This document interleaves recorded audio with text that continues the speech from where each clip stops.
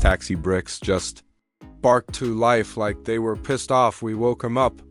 One of them still had 1.4 million kilometers on the clock, and the meter still flipped when I blipped the throttle. Stick around to the end, because the very last car we dragged out the snow. Yeah, that one's gonna ruin you. B. Hey, it's just me again, hiding from adult life in a frozen field outside Yellowknife Way, with a flashlight between my teeth and a coffee that froze before I could drink it. If you're new here, this channel is basically me chasing the cars that refuse to die, the ones your granddad swears by and the internet forgot. Smash subscribe if you like your nostalgia served ice cold and filthy. So, picture this. Some old boy who drove cab in Edmonton for 30 years finally hangs up the keys, buys a farm up north, and instead of selling the fleet he just parks all 12 240s nose to tail in 2 barns and walks away. Diesel heaters still hooked up, batteries on tenders, odometers reading like a phone book.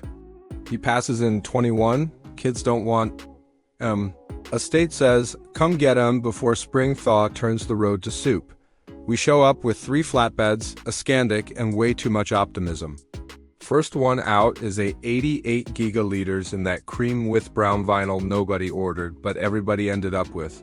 Door opens with that heavy clunk you feel in your spine. Seat still has the shape of a 300-pound driver who smoked export A-greens and ate lunch at 3 a.m. I turn the key, nothing. I'm already swearing, then remember these have the fuel pump relay under the dash. Flick it twice like the old-timers taught me in VWOO. The B230F catches so hard the exhaust shoots a cloud of mice nests into the rafters.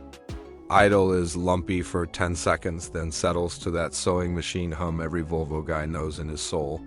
Temperature gauge doesn't even twitch, it's minus 52. I'm crying inside my balaclava. We pull 6 more just like her, every one a former cab. Every one between 900,000 and 1.6 million clicks. Dashboards cracked like the prairies in July, headliners hanging like surrendered flags, but the floors? Bone dry. These things were zibbarded when zibbarding was still a religion. One still has the roof sign Edmonton yellow cab number 87 and the meter light still works. I drove it 20 feet and the meter clicked $8. Instant profit. But the real gut punch is car number 11. We saved the second barn for last because the door is drifted shut to the roof. Took us 3 hours with a bobcat and a torch to get in. Inside it's darker than a politician's heart, but you can smell it, old diesel, old vinyl, and something sweet like cherry cough drops. Flashlight hits chrome and I actually said the Lord's name in vain. It's a 79,245 polar white, red interior, 0 rust, 147,000 original kilometers. Not miles, kilometers. The logbooks are in the glove box, every oil change stamped, every tire rotation, every washer fluid top-up like the guy was expecting a visit from the King of Sweden. Back seat still has the plastic covers the dealer slapped on in '78. There's a little brass plaque on the dash. Presented to Arnold Classen for 25 years accident-free service yellow cab limited. I sat in it and didn't want to leave. Key turned like it was lubricated yesterday.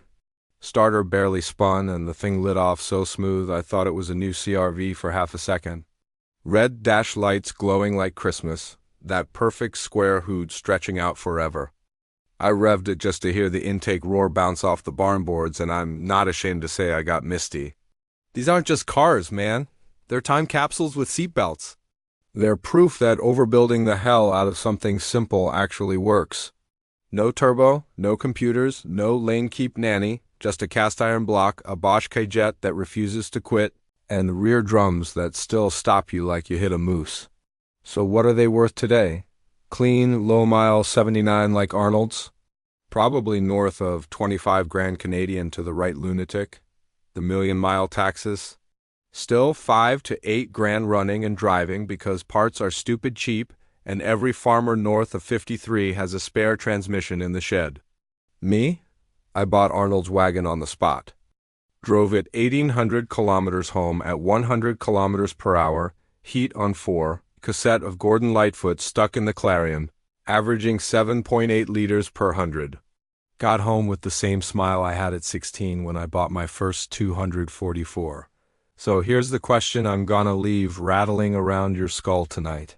When everything new feels built to be replaced in 5 years, why does a 45-year-old box that smells like cigarettes and pine air freshener still feel indestructible?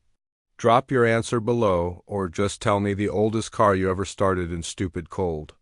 I read every single comment, even the ones telling me to wash my hands.